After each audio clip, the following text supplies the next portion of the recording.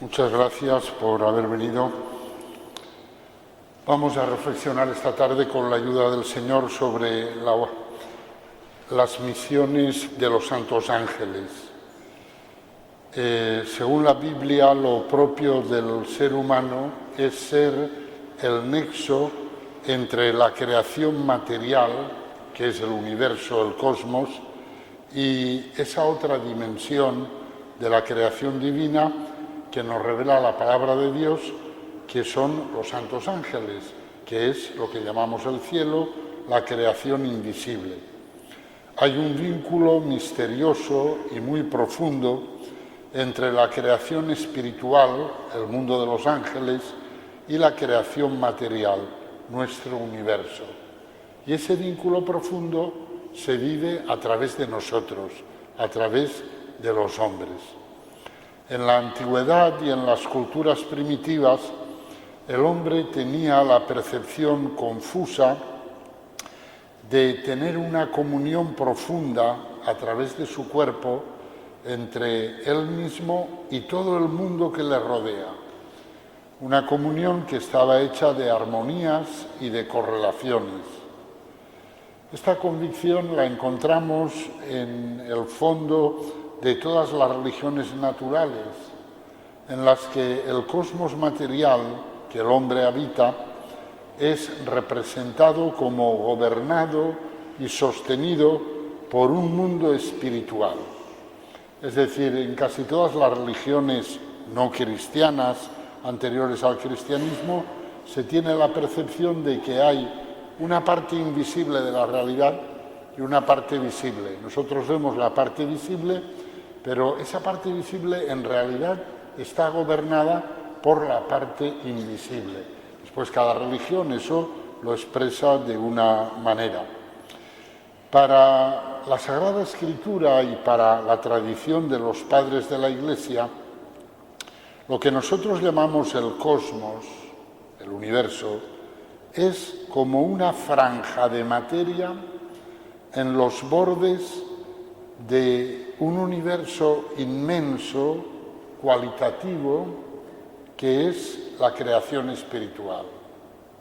Es decir, si empleáramos el lenguaje que emplea el marxismo, diríamos, el universo material es un epifenómeno del universo espiritual.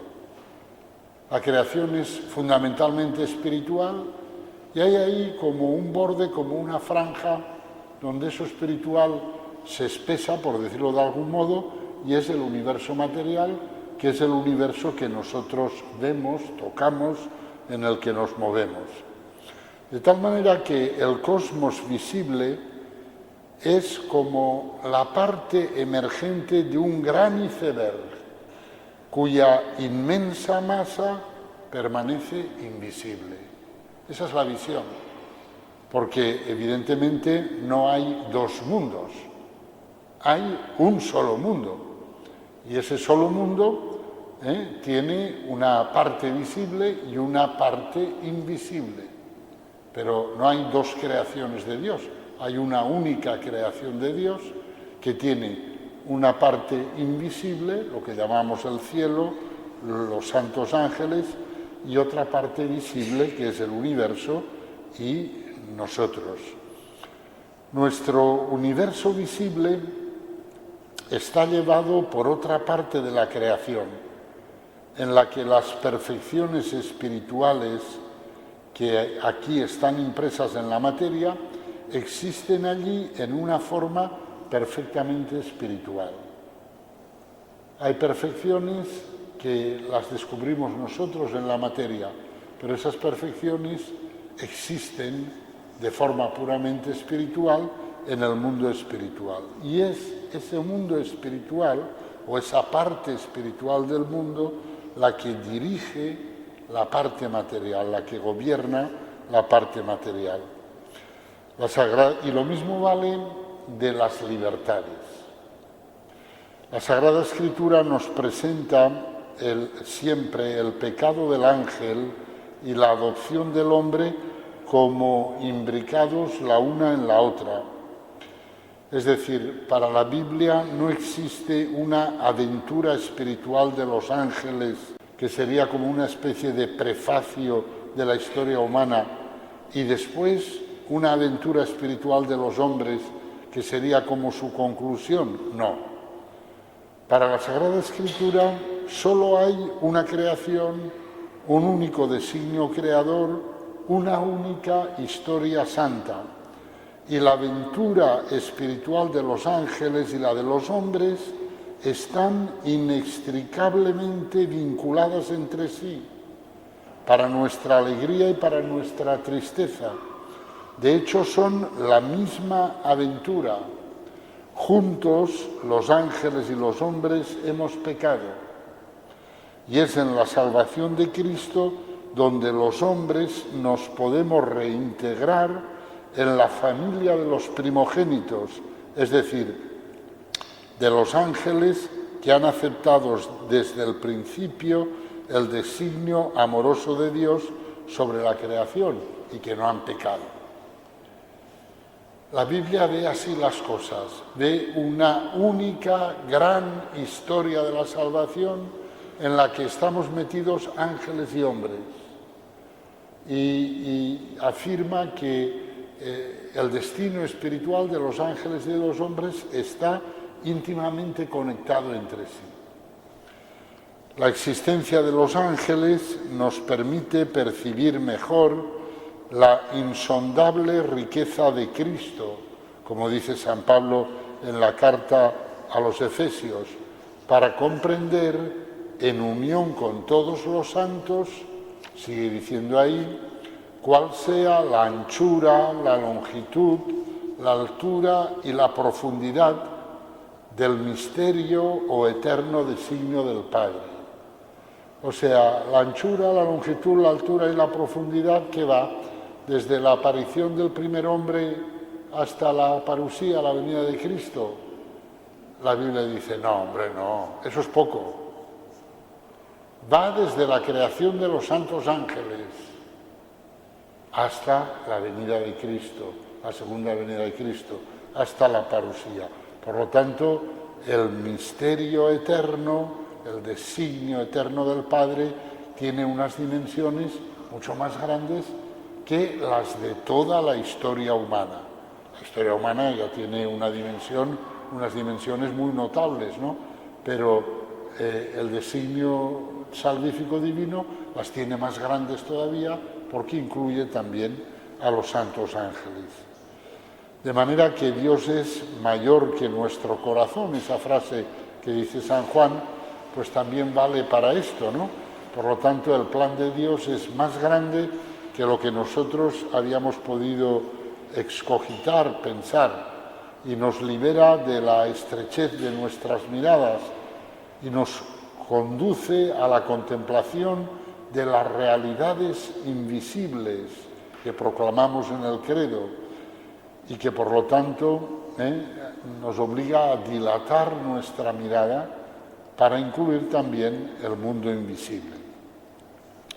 En los primeros siglos del cristianismo, los santos padres, los padres de la Iglesia, tenían un sentido muy vivo de que la historia de la humanidad forma parte de una historia del espíritu mucho más amplia. La historia humana tiene una importancia limitada si la referimos a los espacios cósmicos.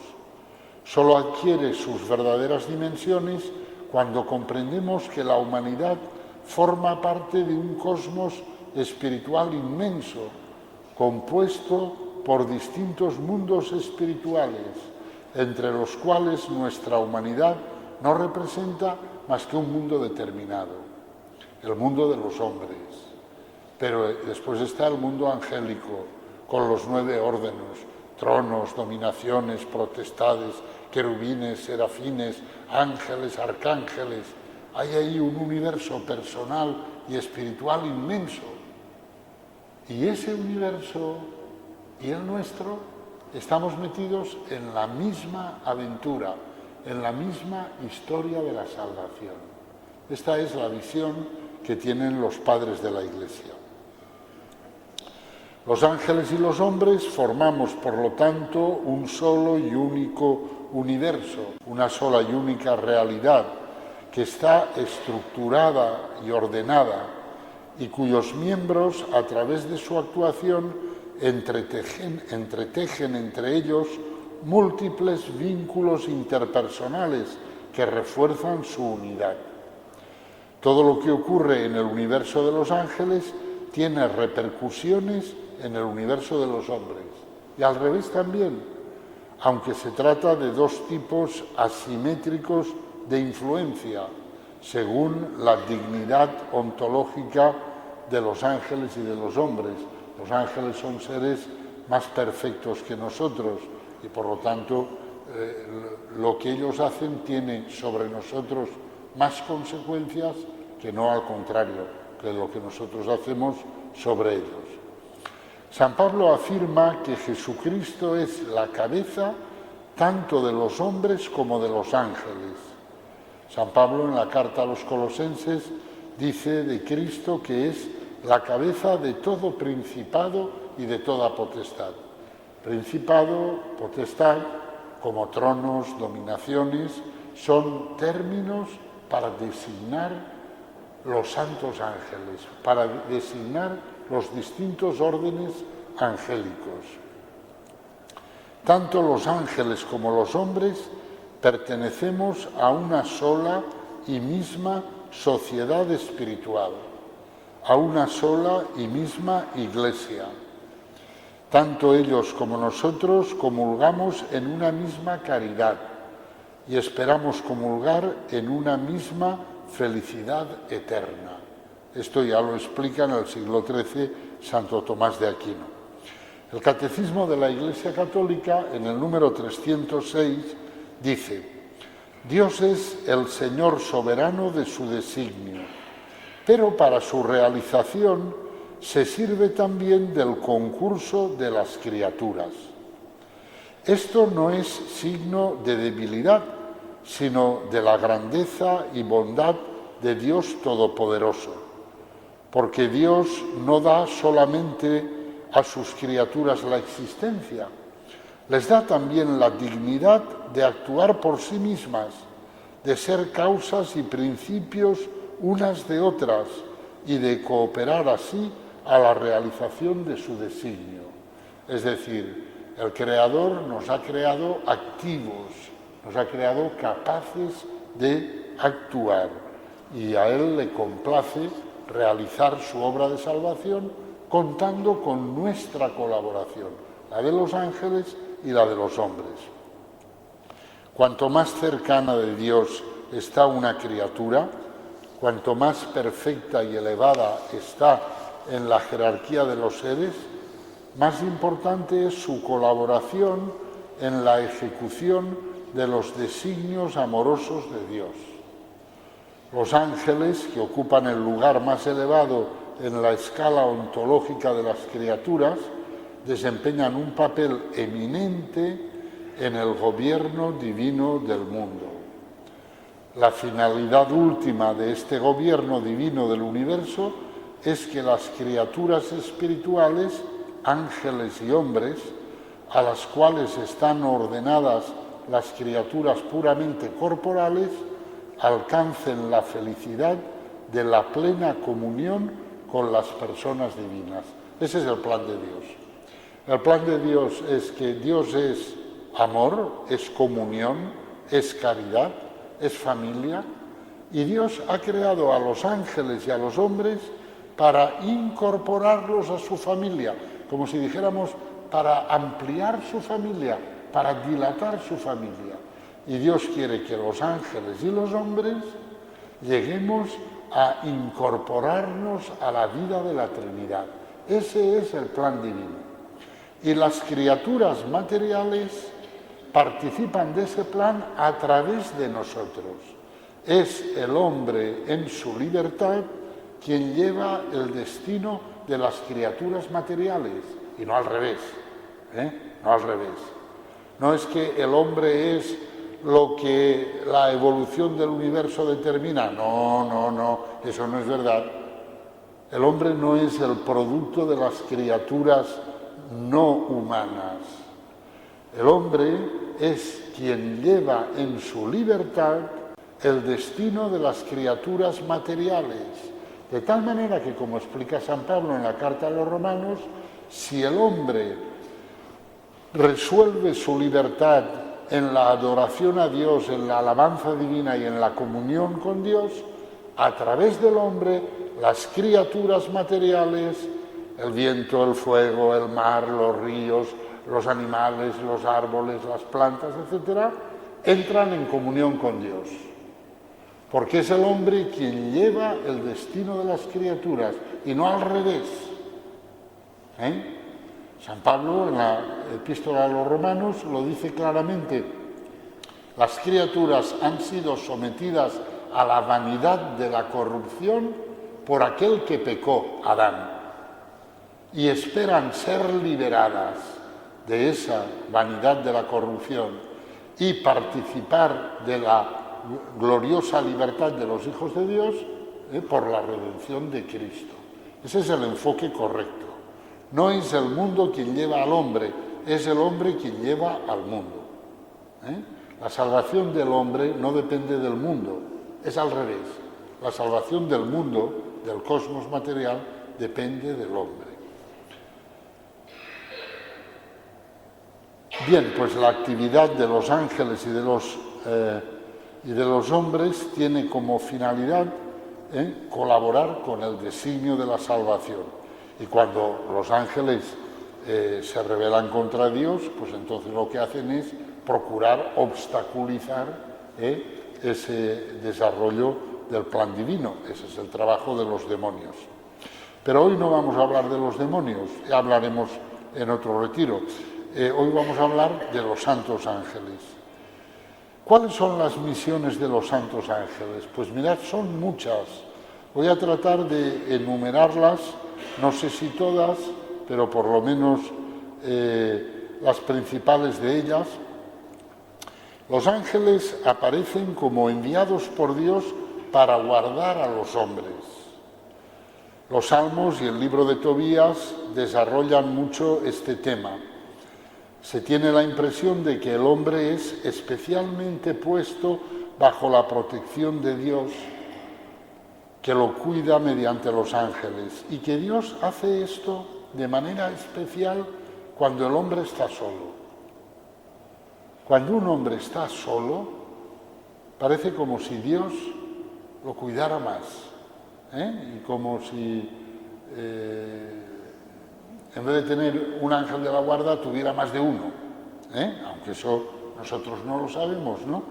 Pero cuando un hombre carece de su entorno de amor natural, cuando le falta la familia, cuando está en un país extranjero, entonces Dios le da una protección angélica especial, porque esa es quizá una de las primeras misiones de los ángeles, de las que Dios les encomienda a los ángeles, porque los ángeles no actúan por propia iniciativa, actúan obedeciendo a Dios, son servidores de Dios y no hacen nada porque se les ocurre a ellos, sino porque Dios les encarga de ellos. En el Evangelio se nos dice que cuando Jesús estaba solo en el desierto fue servido por los ángeles al acabar las tentaciones. Además de guardar a los hombres, los ángeles son intercesores nuestros ante Dios. Eso lo encontramos en el libro de Job y en el profeta Zacarías. La Biblia también nos habla, en el libro de Job precisamente, de que los ángeles son intérpretes de nuestra oración en presencia de Dios. Ellos tienen más luz que nosotros. Ellos conocen mejor que nosotros el plan de Dios, el designio salvífico divino. Y por lo tanto, ellos pueden dar la interpretación correcta a nuestras peticiones. Porque cuando nosotros oramos y pedimos a Dios, pues claro, lo hacemos desde nuestra visión de las cosas. pero nuestra visión es siempre parcial. Ya lo dice San Pablo en la carta a los romanos, nosotros no sabemos pedir como conviene, pero el Espíritu Santo viene en ayuda de nuestra debilidad, y Él gime en nosotros con gemidos inefables que son correctos. Su intercesión por nosotros es según Dios. Los ángeles son los servidores de Dios, pero podríamos decir de manera especial, especialísima, del Espíritu Santo, porque han sido creados a imagen del Espíritu Santo. Los hombres hemos sido creados a imagen del Hijo y los ángeles a imagen del Espíritu Santo. Por lo tanto, los ángeles sirven al Espíritu Santo en esa tarea de interpretar correctamente nuestras peticiones, porque nosotros pues somos un tanto torpones al rezar, ¿no? Por eso al rezar hay que ser prudente, ¿no? Hay que pedir y siempre decirle al Señor, bueno, Señor, tú interpreta bien esto que yo digo, porque yo lo digo como lo sé decir, ¿no? Pero tú interprétalo bien, dale tú la interpretación correcta. Eso lo hace el Espíritu Santo y asocia a los ángeles a ese trabajo de interpretación correcta de nuestra oración. En el libro de Tobías vemos también a Rafael llevando las oraciones y presentándolas a Dios. Y en el libro del Apocalipsis también se nos habla de que los ángeles presentan al Señor las oraciones de los santos. No hemos de olvidar que este ministerio no es en absoluto necesario, porque Dios no necesita ningún intérprete para entender lo que nosotros queremos decir. Pero como he dicho antes, el Señor se complace en asociar a sus criaturas, en este caso a los ángeles, a su obra de salvación. Por lo tanto, los ángeles son guardianes, son intercesores, son intérpretes de nuestra oración, son también sanadores. Eso es interesante. Por lo menos hay dos lugares en la Sagrada Escritura donde esto se ve con mucha fuerza. Uno es el libro de Tobías, donde Rafael le dice, saca el pez, saca el hígado y la hiel, guárdalo, que nos servirá de medicina, etc. Y por lo tanto, San Rafael está asociado de manera especial a los problemas de salud, al ministerio de sanación de Dios.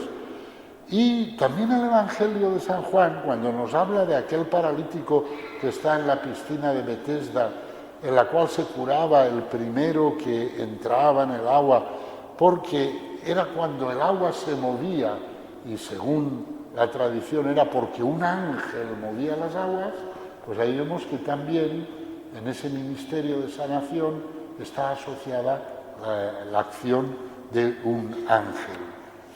Son también doctores, doctores en el sentido de que explican al hombre la voluntad de Dios. Ya en el judaísmo tardío se afirmaba que la ley de Dios en el Sinaí fue dada por el ministerio de los ángeles, que fueron ángeles los que dieron a Moisés las tablas de piedra. Eso lo leemos en el libro de los Hechos de los Apóstoles, en la carta de San Pablo a los Gálatas, también en la carta a los Hebreos. Gabriel explica los designios de Dios a la Virgen María. Doctor es el que explica. El arcángel Gabriel le explica a la Virgen los designios de Dios. También es un ángel quien hace lo mismo con San José. Hoy lo escucharemos en el Evangelio.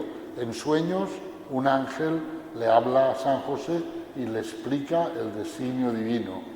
Y son también ángeles quienes lo proclaman cantando en Belén y anunciándolo a los pastores.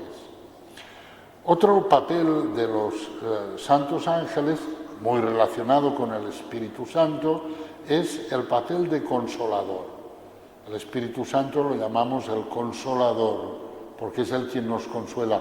Pero en ese ministerio, pues él se sirve también de los santos ángeles. Así nos dice el Evangelio de San Lucas, que ocurrió con Jesús en el huerto de los olivos, que un ángel le consolaba. También en la mañana de la resurrección, nos dice San Mateo, son ángeles los que consuelan a las santas mujeres que están tristes porque buscan a Jesús y no lo encuentran. Y también consuelan a los discípulos después de la ascensión del Señor, que se quedan mirando al cielo y se quedan como desconsolados porque ya no ven al Señor. Y entonces aparecen unos ángeles que les dicen: varones de Galilea, ¿qué hacéis ahí mirando al cielo?, etcétera, ¿no? Y los consuelan. Y también, según la tradición de la Iglesia, los ángeles son nuestros asistentes en la hora de la muerte. Por eso la liturgia de la Iglesia, pues en el ritual de oraciones para los moribundos, ¿no?, pues se dice: una vez que haya muerto, dígase in paradiso deducante angeli, ¿no?, que los ángeles te conduzcan al paraíso, salid a su encuentro, ángeles del Señor, conducidlo al paraíso. Finalmente se nos habla de los ángeles en la segunda venida de Cristo, en el juicio final, en la parusía. Los textos que hablan de ello ponen siempre de relieve la presencia de los santos ángeles. Como vemos, los ángeles tienen unas misiones tienen muchas misiones en la historia de la salvación, en el desarrollo del designio divino. Ahora quisiera entretenerme sobre 3 de ellas de manera especial. En primer lugar, una misión que no la he enunciado aquí, pero la digo ahora, que es la de guardar la santidad divina. Los ángeles son los guardianes de la santidad divina. Es decir, los que preservan, defienden y guardan todo lo que es de Dios y lo que se refiere a Él. Son los guardianes de la santidad, es decir, de la consagración, y por eso mismo velan también sobre todo lo que está consagrado. Su misión en ese sentido es impedir que algo impuro se aproxime a Dios. Por eso el libro del Génesis dice que una vez que el hombre hubo pecado, pues entonces fue expulsado del paraíso, entiéndase, de la cercanía de Dios, porque está manchado por el pecado, y puso un querubín con la espada de fuego a la entrada del paraíso para defender el lugar del encuentro con Dios. A ese lugar no se puede entrar manchado. Y por eso se pone ahí un querubín con la espada flamígera, con la espada de fuego, que es una imagen del fuego del purgatorio, es decir, del fuego que purifica, porque para encontrarse con Dios hemos de ser purificados, hemos de ser santificados. Toda imperfección debe ser rechazada de nosotros y sobre todo pecado debe ser consumido, quemado, destruido. Y eso es lo que simboliza ese querubín con la espada de fuego. Los ángeles acompañan a Dios cada vez que Dios se manifiesta para impedir que llegue a Él algo contaminado, algo impuro. De la misma manera que los ángeles rodean a Dios y custodian su santidad, se entiende que los ángeles denominados tronos constituyen como el trono de Dios y que el Señor, que los serafines rodean a Dios y cantan su alabanza, tal como vio el profeta Isaías, que los querubines, por decirlo de manera gráfica, transportan a Dios. No es que Dios necesite ningún transporte pero quiero decir, acompañan a Dios en sus movimientos, pues Dios está rodeado de ángeles, rodeado de ángeles. Y los ángeles velan por todo lo que le está consagrado, cercándolo también como de un muro de fuego, de un aura misteriosa, de un halo de lejanía y majestad. También son ellos los que llenan los templos, las casas de Dios. El templo católico, no es un lugar de reunión, es la morada de Dios, porque Dios está presente en el sagrario. ¿Dónde está Dios? Está su ejército, que son los ángeles. Por lo tanto, en los templos católicos, y digo católicos porque son los templos que tienen la presencia del Señor perpetuamente por el sagrario, los templos católicos están llenos de ángeles. No son un lugar para reunirse, nada más. La asamblea se puede reunir en los salones parroquiales, pero el templo es mucho más que un salón parroquial. Aunque hay cristianos que parece que esto no lo entienden y que entran al templo saludándose, hablando, abrazándose, contándose lo que ha pasado toda la semana, como si el templo fuera un lugar neutro que solo se pone, diríamos que solo empieza a ser sagrado cuando empieza la misa. No, perdón. Aunque no haya misa, un templo católico es la morada de Dios y Dios está en él. Y ese templo está lleno de ángeles. Esto es una dimensión que conviene recuperar, una conciencia que conviene recuperar. Igual que los ángeles custodian los templos y habitan en los templos, pues son también los guardianes de los templos espirituales de Dios, que son las almas. Son los ángeles de su guarda, de la guarda de las almas en las que habita la divinidad. Y ellos son los que circundan la pureza de los niños con esa irradiación protectora de la que habla el Señor. Tened cuidado de no escandalizar a ninguno de estos pequeños, porque sus ángeles en el cielo contemplan siempre la faz de Dios. Esa es una característica de los ángeles, y es que ellos son contemplativos y activos al mismo tiempo.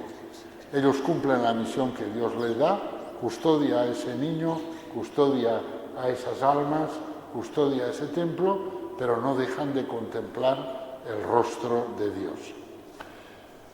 Una segunda misión, otra misión de los ángeles es el gobierno del mundo, el gobierno del universo material. La Sagrada Escritura nos presenta a los santos ángeles como los agentes de la economía cósmica. Dios gobierna el mundo mediante sus santos ángeles. Nosotros tenemos una mentalidad muy influida por las ciencias y pensamos que el mundo se gobierna por las leyes naturales, que patatín, patatán, tal. Pero la Biblia no tiene esa mentalidad. La Biblia no tiene esa mentalidad. Si nosotros le preguntamos a la Biblia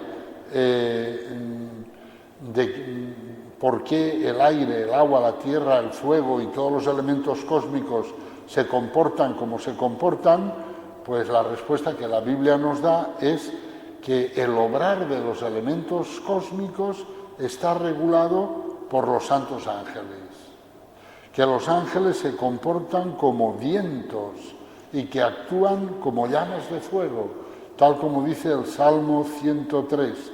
Los vientos te sirven de mensajeros, el fuego llameante de ministro. Mensajeros y ministros son los ángeles. Los ángeles son quienes regulan los acontecimientos cósmicos. Los acontecimientos que nosotros atribuimos normalmente al azar, como el tiempo atmosférico o a la naturaleza, como el sucederse de las estaciones, en la Sagrada Escritura son contemplados como una especie de deberes, de tareas, de misiones que Dios ha encomendado a sus santos ángeles. De manera que Dios gobierna el mundo por medio de los ángeles. Esta es la visión bíblica. Es un ángel el que confiere el valor medicinal al agua de la piscina de Betesda. Y no hay ninguna razón que nos impida dudar de que lo mismo ocurre con todas las aguas medicinales del mundo, que su calidad terapéutica sea la obra de un servidor invisible. ¿Y por qué no? ¿Por qué no va a haber en Archena o en Fortuna, donde hay aguas que tienen propiedades terapéuticas, ¿no? ¿Por qué no va a haber ahí unos ángeles enviados por Dios, que son los que conceden a esas aguas el valor terapéutico? En el Apocalipsis leemos: después de esto vi a 4 ángeles de pie en los 4 extremos de la tierra, que sujetaban los 4 vientos de la tierra, para que no soplara el viento ni sobre la tierra, ni sobre el mar, ni sobre ningún árbol. Esto está representado en muchos manuscritos medievales, en muchos beatos, ¿no? Donde se ve a unos ángeles que en las 4 esquinas del universo, ¿no?, sujetan los vientos, ¿no? Son los ángeles encargados por Dios de regular el comportamiento del viento. Cuando Dios le dice, sujetad los vientos, no hay ni una brina de viento. Cuando Dios le dice, soltad los vientos, soltad los vientos. Si Dios les dice que el viento sea huracanado, el viento es huracanado. Las llamaradas de fuego, los rayos y los truenos del monte Sinaí, cuando el Señor da la alianza a Moisés, son también atribuidos a los santos ángeles, según afirman San Pablo y también San Esteban, que lo dice en el discurso antes de que lo martiricen. ¿Veis? La visión de la Biblia es esta. Uno puede decir, pues a mí me gusta más la visión científica. Vale, pues quédate con ella. Si tú crees que con las leyes naturales te aclaras, pues bien. Pero a mí, desde luego, esto me encanta, ¿no? Porque entonces, cuando hace viento, le puedo decir, Señor, manda a tus santos ángeles que sujeten un poco este viento, ¿no? Esa es la perspectiva bíblica, ¿no? Además de gobernar el mundo, de regular los elementos, pues son los ángeles, según nos dice la Biblia, los que realizan la venganza divina. Cuando Dios quiere castigar, quiere corregir, porque los castigos de Dios son siempre para corrección, para que los hombres escarmentemos y nos convirtamos, pues se sirve de los ángeles. Por ejemplo, en el libro del Génesis, cuando el Señor envía el castigo sobre Sodoma y Gomorra, son los ángeles los que cogen a Lot y a su familia y les dicen, salid deprisa, vámonos, porque llega el castigo de Dios. Cuando en el segundo libro de los Reyes, ¿no?, pues el ejército de Senaquerib, que está atacando a Israel, es diezmado por la peste, eso la Escritura lo atribuye también por un ángel. Dios envía a un ángel para que siembre la peste en el ejército enemigo de Israel y entonces libre a Israel. Cuando el Señor, al contrario, por culpa del pecado de David, que ha hecho el censo, que ha querido saber las fuerzas que tiene, pues entonces le envía como castigo la peste, pues la peste es obra también de un ángel, Y igual que el terremoto que ocurre cuando Cristo resucita, de pronto se produjo un gran terremoto, pues el ángel del Señor bajó del cielo y acercándose hizo rodar la piedra y se sentó encima de ella. Todo eso la Escritura lo atribuye a Dios, que lo realiza a través de los santos ángeles. En el Apocalipsis la tierra es castigada de diferentes maneras por ángeles que están encargados de la venganza divina. Y el ángel tomó el badil y lo llenó con brasas del altar y las arrojó sobre la tierra. Entonces hubo truenos, fragor, relámpagos y temblor de tierra. Tocó la trompeta el primero de los 7 ángeles. Hubo entonces pedrisco y fuego mezclados con sangre, que fueron arrojados sobre la tierra. Esta es la perspectiva bíblica. Es decir, la perspectiva bíblica no es anónima, no habla de leyes naturales, es interpersonal. Entonces, Dios gobierna el mundo sirviéndose de esas personas, criaturas suyas, que son los santos ángeles, a los que Él les va dando las órdenes de lo que tienen que hacer. Y ellos van actuando según les dice Dios. Según la Sagrada Escritura, por lo tanto, el curso tan maravilloso, tan bello y tan temible de la naturaleza se realiza gracias al ministerio de los santos ángeles. Dios gobierna el mundo a través de ellos. Con esto, la Escritura no pretende enseñarnos cuál es la naturaleza de la materia, sino sencillamente decirnos que, de la misma manera que el gobierno de nuestro cuerpo depende de nuestra alma, así también el gobierno del mundo depende del ministerio de los santos ángeles. Así se comprende que fuera un ángel quien recibiera la orden de cambiar la naturaleza de las llamas para que no dañaran a los 3 jóvenes israelitas que Nabucodonosor encerró en el horno ardiente. ¿Os acordáis?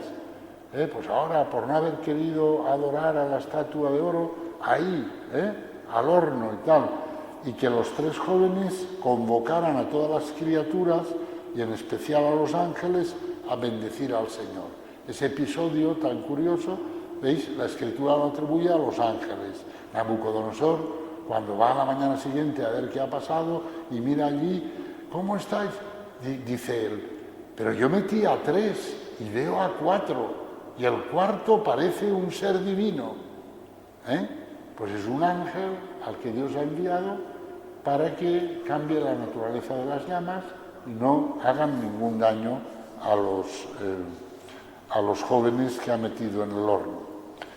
El ministerio cósmico de los ángeles nos invita a una nueva manera de contemplar la naturaleza, a no ver en ella únicamente la realización mecánica de unas leyes naturales, sino a descubrir detrás de ella la presencia, la acción de los santos ángeles, el ministerio de los ángeles, a descubrir detrás de cada bello paisaje y de cada fenómeno cósmico la presencia y el ministerio de los santos ángeles.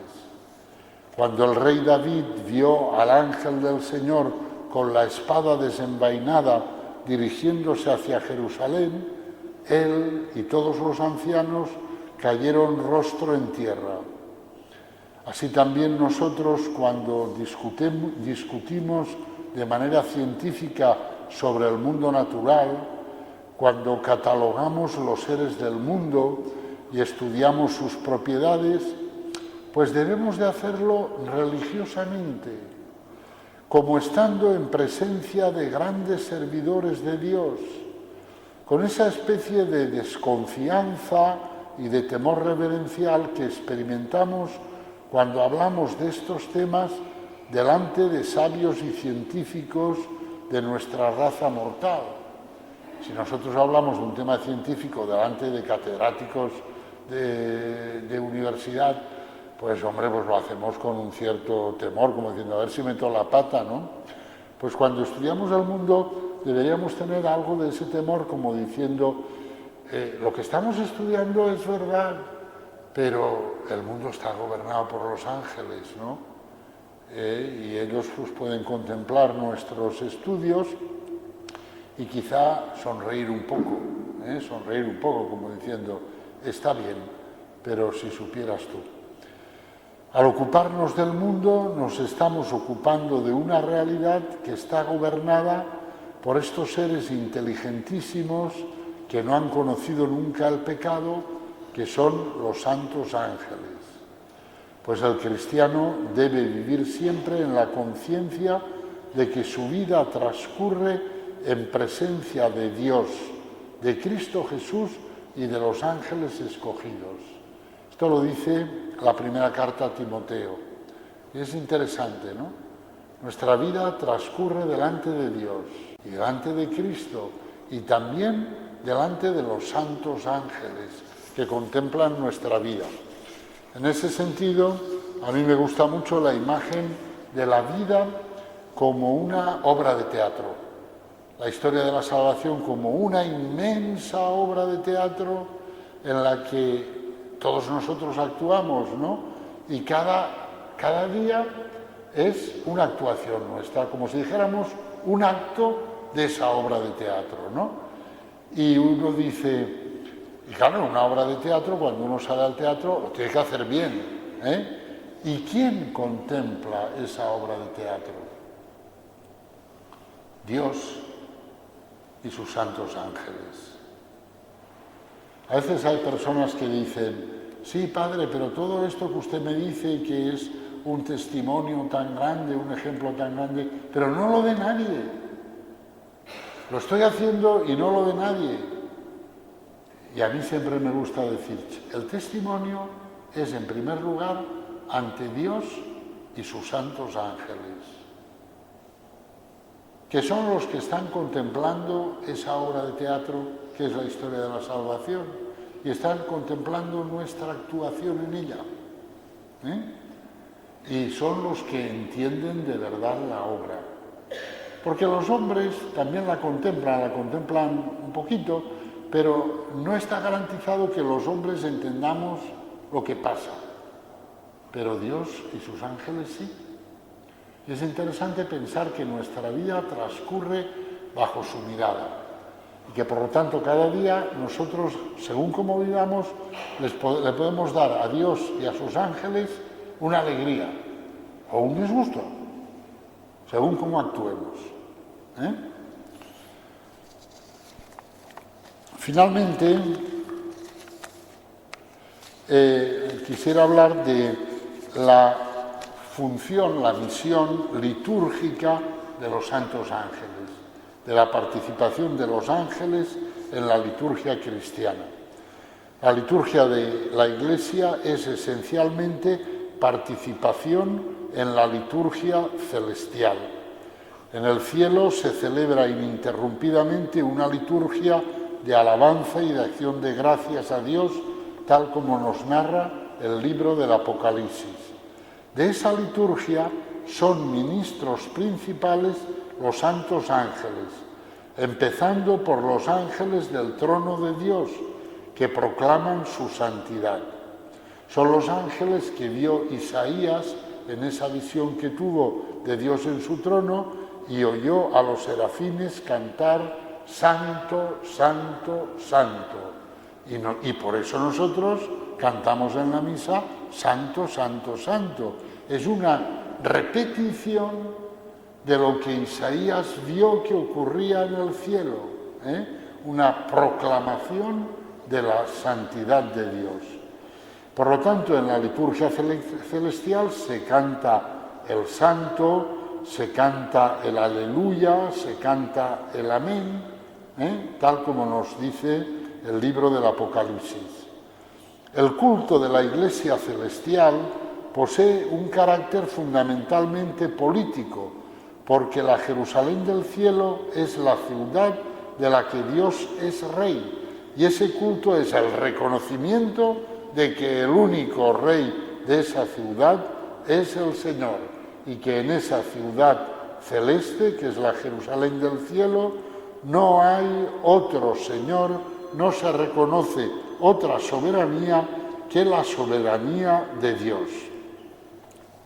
Por eso los cristianos abandonaron la Jerusalén terrestre, que es al mismo tiempo ciudad y templo, para acercarse al templo y a la ciudad celestial donde Dios es Rey.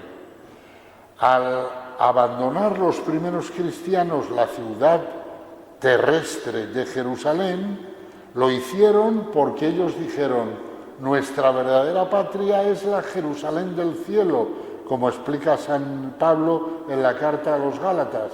Esa es nuestra verdadera patria. Ahí está nuestro verdadero templo.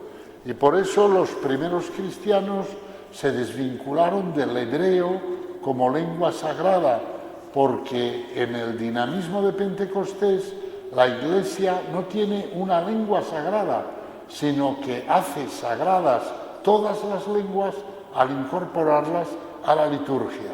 San Agustín explica esto diciendo, mea lengua es greca, mea es sira, mea es hebrea, mea es omnium gentium. Mi lengua es el griego, mi lengua es el siríaco, mi lengua es el hebreo, mi lengua es todas las lenguas de todas las gentes, porque con ellas canto la gloria de Dios y me uno a la liturgia celestial que se celebra en el cielo.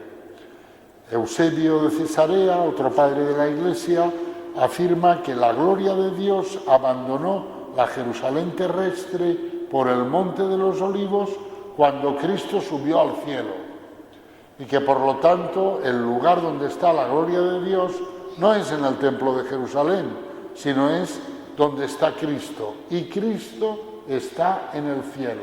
Por lo tanto, la verdadera liturgia es la liturgia celestial.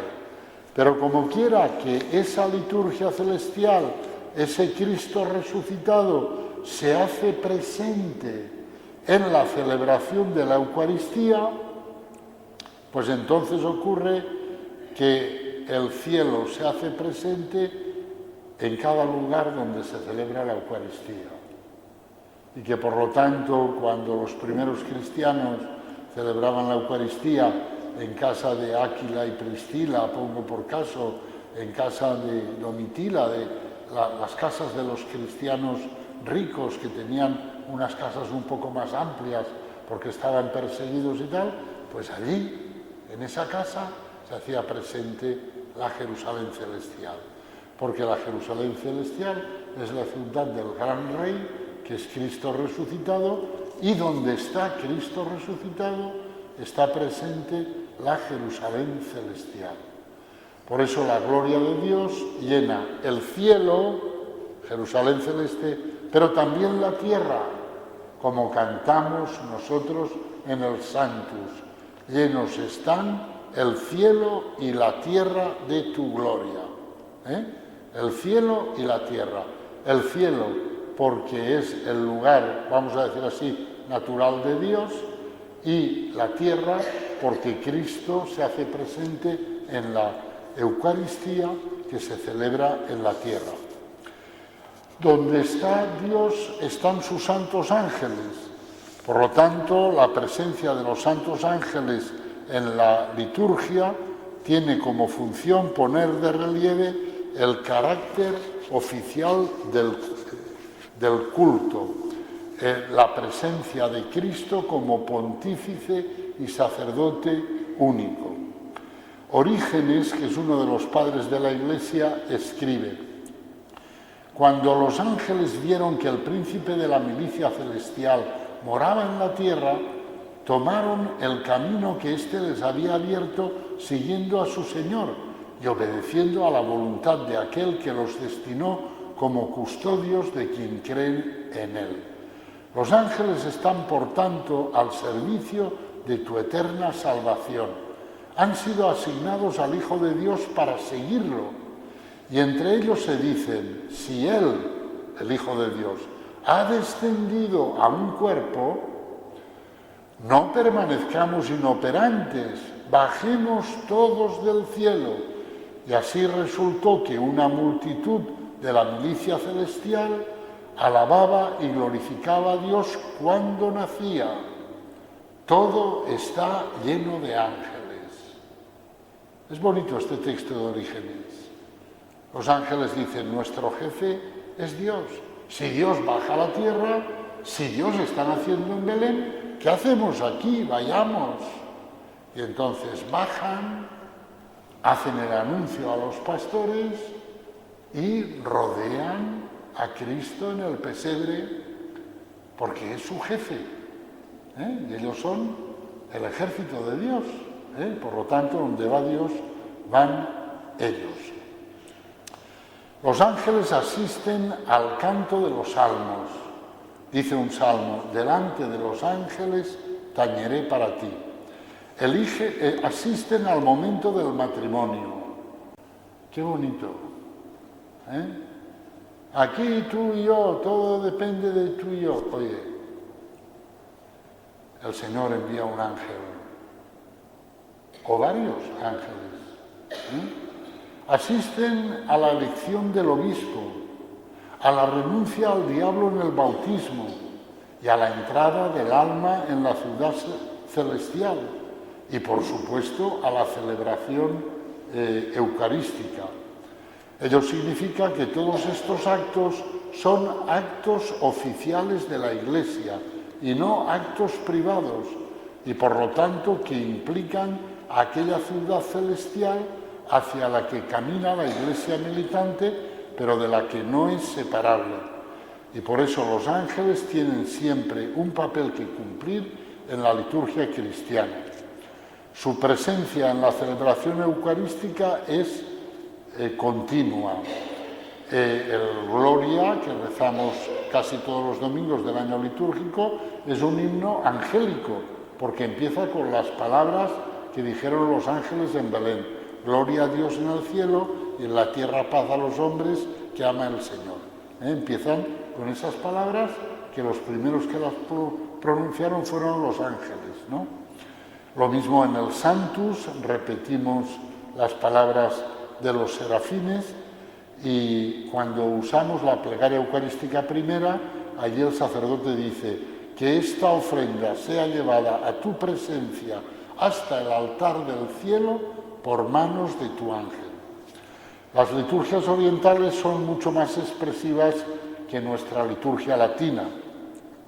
Por ejemplo, en la antigua liturgia alejandrina, la que se conoce como la liturgia de San Marcos, pues antes de cantar el Sanctus se dice: tú te elevas, tú Dios te elevas sobre todo principado y toda potestad, fuerza y dominación, y sobre todo nombre que se nombra no solo en este mundo, sino también en el venidero. En derredor tuyo 1000 y 10.000 miríadas de santos ángeles y los ejércitos de los arcángeles. En derredor tuyo están los dos seres más venerables, los querubines de múltiples ojos y los serafines de 6 alas, que con 2 alas cubren su rostro y con 2 alas cubren sus pies y vuelan con 2 alas. Alabando a Dios con incesante voz, sin callar nunca, proclaman uno a otro el himno de victoria, 3 veces santo, clamando, glorificando, exclamando y diciendo a mayor gloria tuya: santo, santo, santo es el Señor. ¡Qué preciosidad! Porque entonces, y yo muchas veces lo pienso el domingo, en la misa del domingo, cuando cantamos el santo, santo, santo, y yo pienso, esto es un eco limitado, pero un eco de lo que se está cantando en el cielo. En el cielo los serafines cantan este canto y nosotros nos asociamos a esa alabanza. Y en ese sentido, venir a misa es entrar en el cielo. La misa no es una reunión de amiguetes. La misa es la anticipación de la Jerusalén celestial. Y la misa no es un momento para hacerse el simpático y la gente guay, sino que es, como dice el sacerdote, antes de celebrar los sagrados misterios. La misa son los sagrados misterios. Es un entrar en el cielo. Y termino con este texto de San Juan Crisóstomo. San Juan Crisóstomo les dice a los cristianos que regresan de la celebración eucarística a sus casas: piensa en qué misterios te ha sido dado participar, tú que estás ya iniciado. con quienes ofreces aquel místico canto, con quienes entonas el himno 3 veces santo. Demuestra a los profanos que has danzado con los serafines. ¡Qué imagen más bonita! En la Eucaristía danzamos con los serafines, que perteneces al pueblo celestial, que formas parte del coro de los ángeles, que has conversado con el Señor, que te ha reunido con Cristo. Que así sea. En el nombre del Padre, y del Hijo, y del Espíritu Santo.